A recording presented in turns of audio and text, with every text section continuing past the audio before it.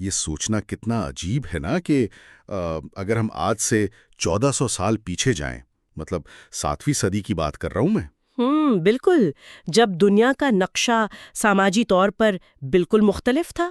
ہاں، یعنی جب دنیا کے بیشتر حصوں میں عورت کو قانونی طور پر بس ایک ملکیت سمجھا جاتا تھا۔ جی، ایک ایسی ملکیت جسے باپ سے شوہر کو منتقل کر دیا جاتا تھا۔ بالکل۔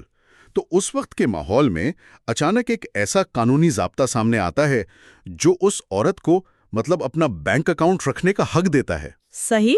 اسے جائیداد خریدنے بیچنے اور یہاں تک کہ ووٹ دینے کا مکمل قانونی اختیار دیتا ہے۔ اور سب سے بڑھ کر یہ کہ وہ کسی بھی شادی سے انکار کر سکتی ہے، اس کا حق بھی اسے دیا گیا۔ ارے ہاں، یہ تو بہت بڑی بات ہے۔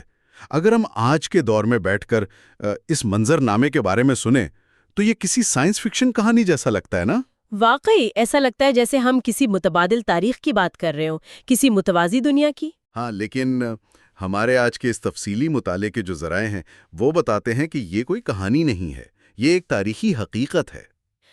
یہ ایک ایسا تضاد ہے جو انسان کو سوچنے پر مجبور کر دیتا ہے۔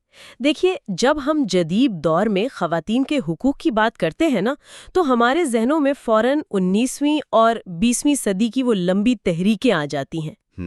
وہ جو مغرب میں سڑکوں پر احتجاج ہوئے تھے نا؟ بالکل، جہاں خواتین کو اپنے بنیادی حقوق کے لیے، ووٹ دینے کے حق کے لیے طویل جدوجہد کرنی پڑی۔ صحیح کہہ لیے۔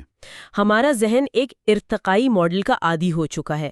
ہم بس یہ فرض کر لیتے ہیں کہ ماضی ہمیشہ تاریک ہی تھا، اور یہ جو روشن خیالی ہے یہ صرف موجودہ دور کی پیداوار ہے۔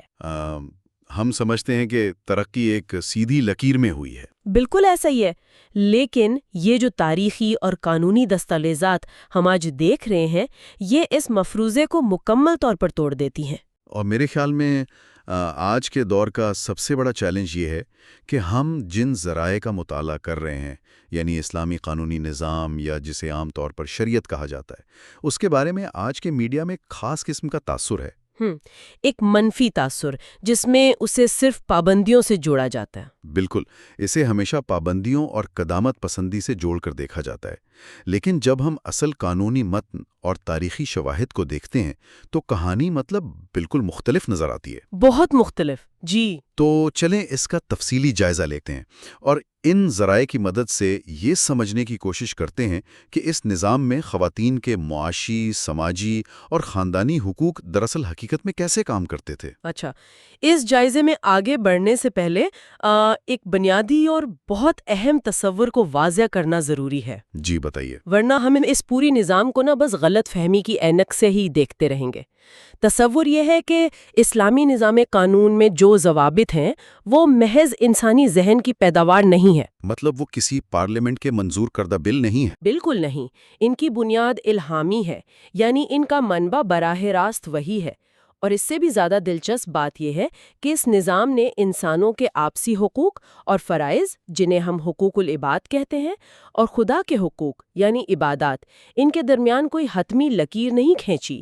اچھا، کوئی فرق نہیں ہے؟ کوئی بنیادی فرق نہیں ہے، یہ دونوں دراصل ایک ہی تصویر کے دو رخ ہیں۔ یہ تو ایک بہت ہی بنیادی نقطہ ہے، لیکن اسے سمجھنے کے لیے ہمیں تھوڑا اس کی گہرائی میں جانا ہوگا۔ جی ضرور۔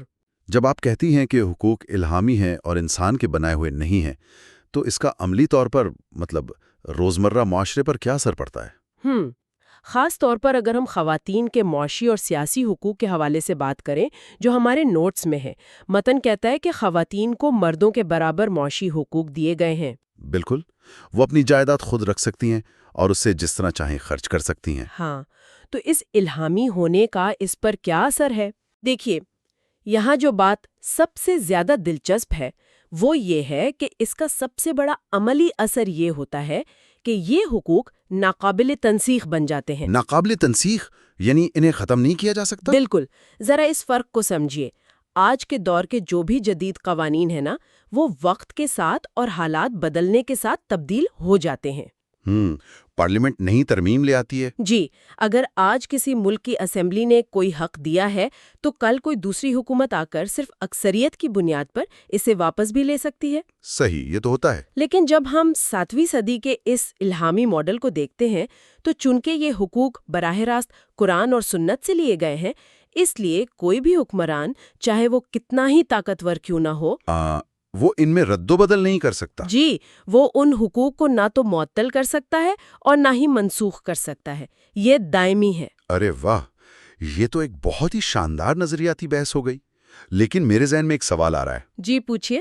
دیکھیے، کاغذ پر یا قانون کی کتاب میں حقوق دے دینا ایک بات ہے، اور عملی طور پر معاشرے میں ان کا نافذ ہونا بالکل دوسری بات ہے۔ بالکل، زمینی حقائق مختلف ہوتے ہیں۔ ہاں، تو ایک ایسے دور میں جب ارد گرد کے تمام معاشرے انتہائی سخت پادشاہی نظام کے تحت چل رہے تھے، وہاں یہ الہامی قانون کس میکانزم کے تحت ایک عورت کے معاشی تحفظ کو یقینی بناتا تھا؟ یہ بہت اہم سوال ہے۔ میرا مطلب ہے، کیا کوئی طاقتور شخص یا خاندان کا سربراہ طاقت کے زور پر ان حقوق کو دبا نہیں سکتا تھا؟ یہ ایک بہت ہی زبردست اور عملی سوال ہے، اور اس کا جواب ہمیں اسی الہامی قانون کے اندر موجود ایک احتساب کے نظام میں ملتا ہے۔ اچھا، وہ کیسا نظام؟ ظاہر ہے، دنیاوی عدالتیں اور قاضی تو موجود تھے جو کسی عورت کی جائیداد پر قبضے کو جرم قرار دیتے تھے، لیکن اس نظام کی اصل طاقت اس کا روحانی پہلو تھا۔ روحانی پہلو مطلب؟ چونکہ یہ حقوق خدا کی طرف سے دیے گئے تھے، اس لیے کسی عورت کا حق مارنا صرف ایک دنیاوی مقدمہ نہیں تھا، بلکہ یہ خدا کی کھلی نافرمانی اور ایک بہت بڑا گناہ تصور کیا جاتا تھا۔ میں سمجھ رہا ہوں، یعنی گناہ کا تصور انہیں روکتا تھا۔ بالکل، جس معاشرے میں لوگ آخرت کی جواب دہی پر پختہ یقین رکھتے ہوں، وہاں یہ عقیدہ ایک ایسی پوشیدہ پولیس کا کام کرتا ہے جو ہر انسان کے ضمیر کے اندر بیٹھی ہوتی ہے۔ ارے واہ، پوشیدہ پولیس! یہ بہت زبردست بات کہی آپ نے۔ جی، یہ وہ نفسیاتی اور روحانی دباؤ تھا جس نے اس معاشی آزادی کو محض کاغذ تک محدود نہیں رہنے دیا، بلکہ زمین پر عملی شکل دی۔ یہ تو واقعی پورے زاویہ نگاہ کو ہی بدل دیتا ہے۔ یعنی قانون پر عمل درآمد صرف کسی پولیس کے ڈنڈے سے نہیں، بلکہ انسان کے اندرونی عقیدے سے ہو رہا تھا۔ 100%۔ اور ذرا اس معاشی آزادی کے اثرات پر غور کریں۔ جب ایک عورت کے پاس اپنی جائیداد ہو، اپنا کاروبار ہو، اور جو کچھ وہ کمائے اس پر اس کا اپنا مکمل اختیار ہو، تو اس کا مطلب ہے کہ وہ محتاج نہیں ہے۔ بالکل، اس کی معاشی خود مختاری اس کا سب سے بڑا دفاع ہے۔ اور جہاں محتاجی ختم ہوتی ہے نا، وہاں سے سماج میں طاقت کا توازن بدل جاتا ہے۔ صحیح۔ لیکن یہیں پر آ کر ایک الجھن پیدا ہوتی ہے۔ کیسی الجھن؟ دیکھیے، اگر ایک عورت کے پاس اتنی معاشی طاقت اور سیاسی آزادی ہے، تو جب وہ کسی نجی یا خاندانی رشتے میں بنتی ہے، خاص طور پر شادی کے معاملے میں، تو وہاں اس کی اس خود مختاری کا کیا ہوتا ہے؟ تو اس سب کا اصل مطلب کیا ہے شادی کے تناظر میں؟ ہمارے مطالعے کے ذرائع اس حوالے سے بہت واضح ہیں۔ قانونی طور پر کسی بھی مسلمان عورت کو اس کی مرضی کے خلاف شادی کرنے پر مجبور نہیں کیا جا سکتا۔ یعنی زبردستی نہیں ہو سکتی؟ بالکل نہیں۔ شادی کے عمل میں اس کی رضامندی اور انتخاب کی آزادی ایک بنیادی شرط ہے۔ اگر رضامندی نہیں ہے تو وہ نکاح سرے سے منعقد ہی نہیں ہو سکتا، وہ باطل ہے۔ ایک منٹ، یہاں میں تھوڑی سی بحث کرنا چاہوں گا اس نقطے پر۔ جی بالکل۔ بالکل درست ہے۔ جبکہ دوسری طرف اسلامی قانون میں فرد سے زیادہ ایک اجتماعی فلاح پر، یعنی امہ یا خاندانی یونٹ پر بہت زیادہ زور دیا جاتا ہے۔ صحیح بات ہے۔ تو اگر خاندان اور کمیونٹی کی اہمیت اتنی زیادہ ہے اس نظام میں، تو کیا خاندانی مفاد یا دباؤ میں آ کر عورت کی جو انفرادی مرضی ہے، اس کی جو ایک چھوٹی سی نہیں ہے، وہ دم نہیں جاتی؟ یہ بہت عام سوال ہے۔ ہاں، یہ نظام خاندانی مفاد کو ایک عورت کی انفرادی خود مختاری کے ساتھ توازن میں کیسے لاتا ہے؟ دیکھیے، یہ وہ مقام ہے جہاں اکثر مفکرین الجھ جاتے ہیں، لیکن اگر ہم اس کی تھوڑی سی گہرائی میں جائیں تو اس کا میکانزم انتہائی منطقی ہے۔ وہ کیسے؟ اسلام میں خاندان معاشرے کی سب سے بنیادی اکائی ہے، اس میں کوئی شک نہیں، لیکن ایک مضبوط عمارت کبھی بھی کمزور اور کھوکھلی بنیادوں پر تو کھڑی نہیں کی جا سکتی نا۔ بالکل، بنیاد تو مضبوط ہونی چاہیے۔ تو جب خاندانی نظام کو مضبوط بنانا مقصود ہے تو اس کا آغاز ہی ایک ایسے معاہدے سے ہونا چاہیے جس میں دونوں فریق، یعنی لڑکا اور لڑکی، دلی طور پر راضی ہوں۔ صحیح۔ اگر آپ ایک عورت کو اس کی مرضی کے خلاف مجبور کر کے خاندان کی بنیاد رکھتے ہیں تو آپ دراصل کیا کر رہے ہیں؟ آپ اس گھر کے اندر جبر، گھٹن اور ظلم کے بیج بو رہے ہیں۔ اور ظلم پر مبنی کوئی بھی رشتہ معاشرے کے لیے کبھی فائدہ مند نہیں ہو سکتا، وہ تو ایک ٹائم بم ہے۔ بالکل، اگر ایک خاندان کے اندر ظلم اور ناانصافی ہوگی تو اس کا اثر صرف اس گھر تک نہیں رہے گا، وہ نکل کر پورے معاشرے میں پھیلے گا۔ معاشرے کا سکون برباد ہوگا۔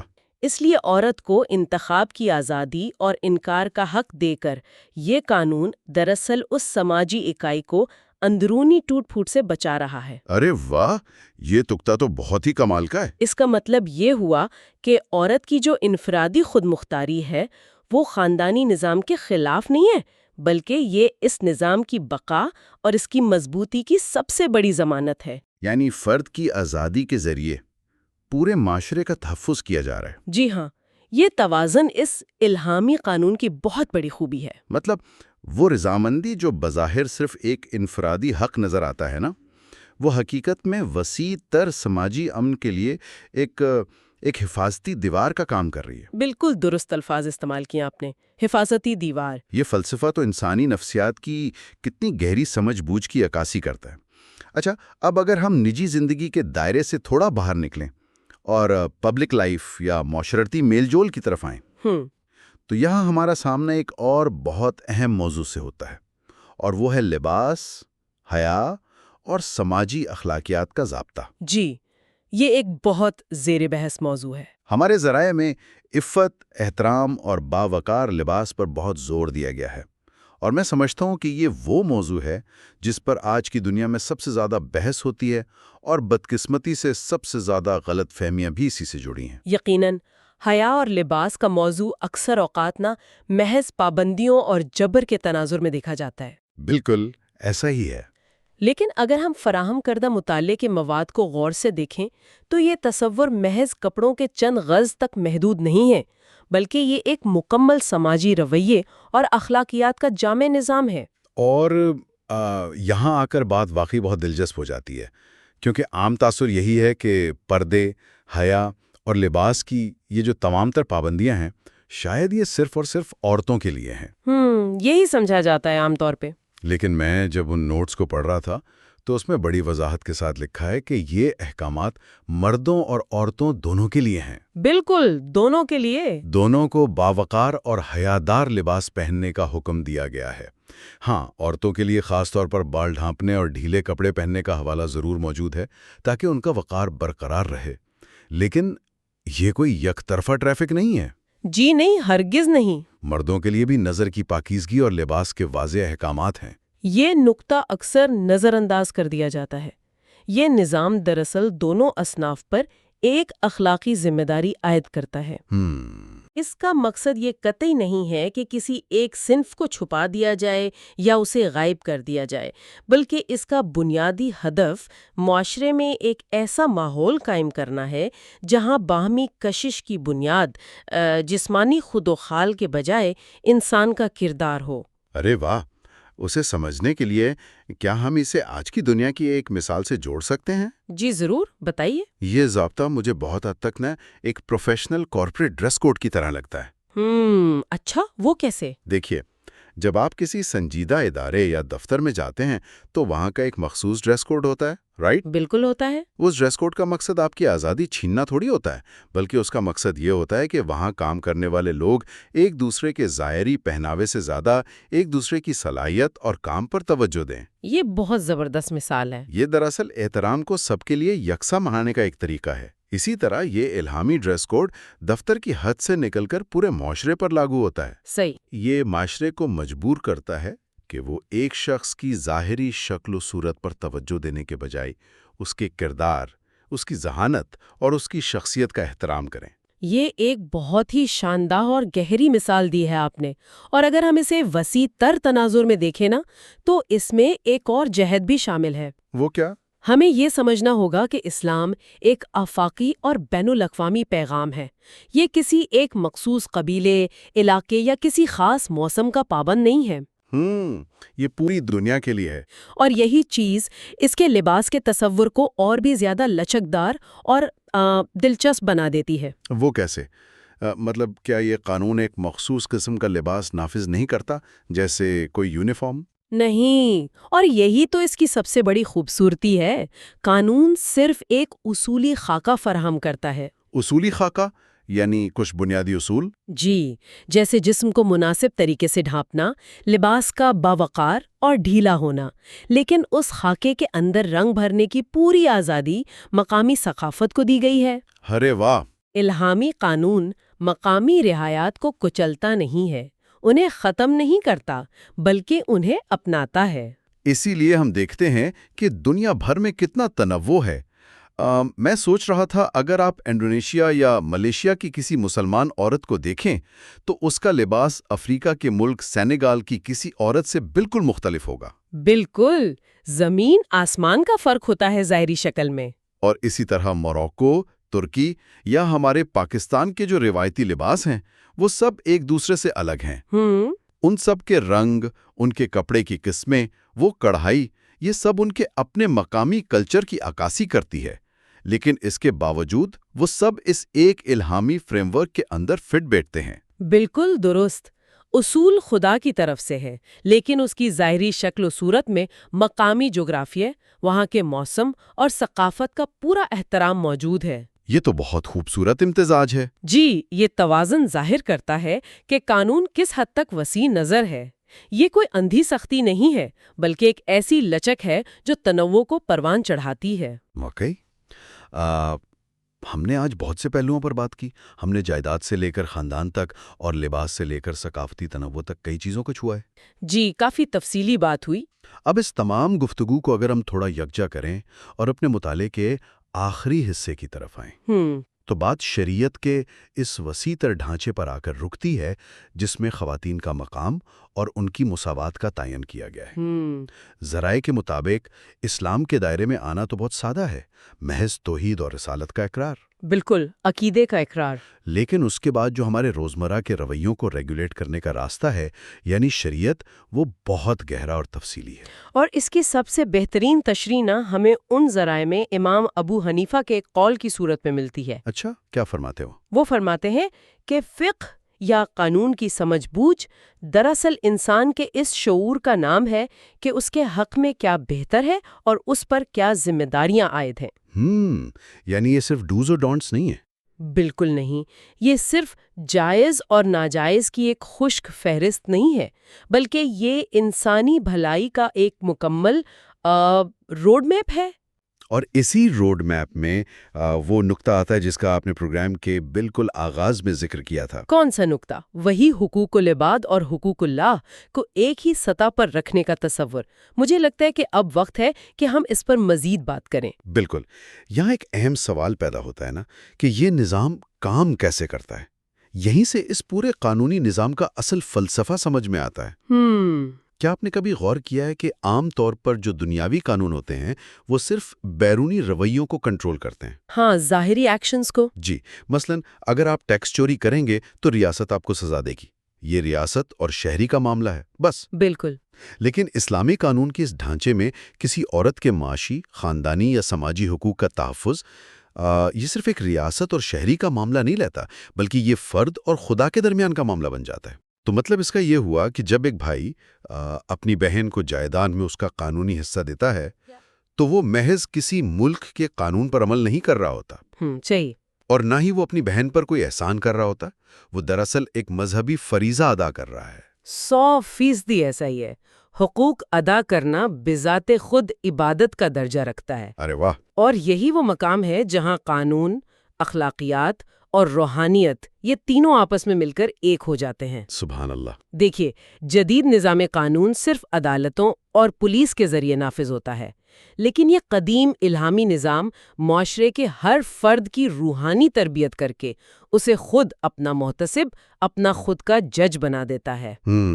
جب یہ عقیدہ انسان کے دل میں راسخ ہو جائے کہ کسی کے حقوق سلب کرنا آخرت کی بہت بڑی ناکامی ہے، تو پھر قانون کے پابندی جبر سے نہیں ہوتی، اندرونی رضامندی سے ہوتی ہے۔ یہ بات واقعی رونگٹے کھڑے کر دینے والی ہے نا؟ پیشہ ایک خشک بے روح ضابطے کے طور پر دیکھتے ہیں جو صرف ڈنڈے کے زور پر نافذ ہوتا ہے، لیکن اس الہامی نظام نے قانون کی پابندی کو براہ راست انسان کی روحانیت اور اس کے باطنی سکون سے جوڑ دیا ہے۔ ظلم صرف ایک سماجی برائی نہیں رہا، وہ ایک روحانی تباہی بن گیا۔ بالکل۔ یہ ایک ایسا تصور ہے جو معاشرے میں مساوات اور انصاف کو قائم کرنے کے لیے کتنا طاقتور ہتھیار ہو سکتا ہے۔ بہت طاقتور۔ ہم نے آج کے اس تفصیلی مطالعے میں جن حقائق کو کھنگالا ہے وہ یقیناً حیران کن ہے۔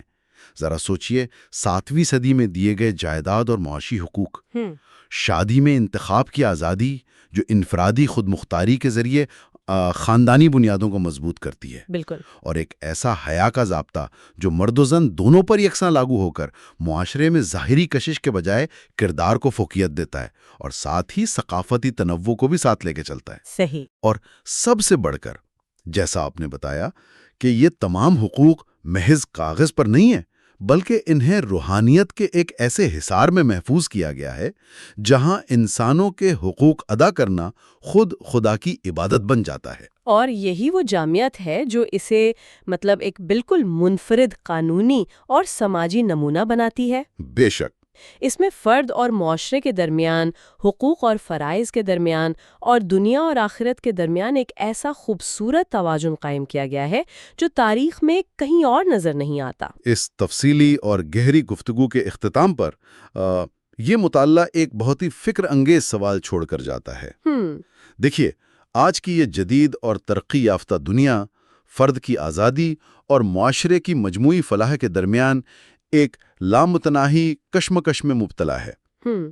ہم ہر روز نئے قانون بناتے ہیں، بالکل، اور پھر ان میں خامیاں ابھر آتی ہیں۔ ہاں، تو کیا یہ سمجھنا غلط ہوگا کہ آج کے یہ جدید قانونی نظام جو صرف انسان کے ظاہری رویوں کو کنٹرول کرنے تک محدود ہیں اور اکثر انسان کی روح یا اس کے اندرون کو نظر انداز کر دیتے ہیں، کیا وہ اس 1400 سال پرانے فلسفے سے کوئی نیا سبق سیکھ سکتے ہیں؟ یہ بہت گہرا سوال ہے۔ کیا یہ ممکن نہیں کہ جب تک قانون کی حکمرانی کا تعلق صرف ریاست یا پولیس کے خوف کے بجائے انسان کی اندرونی اور روحانی بیداری سے نہیں جوڑ جاتا، تب تک معاشرے میں حقیقی انصاف اور مساوات کا قیام محض ایک خواب ہی رہے گا؟ واقعی یہ ایک ایسا سوال ہے جو ہم سب کو ضرور سوچنا چاہیے۔ اسی کے ساتھ ہم آج کے اس تفصیلی جائزے کا اختتام کرتے ہیں۔ اس گہرے مطالعے میں ہمارا ساتھ دینے کا اور سننے کا بہت شکریہ۔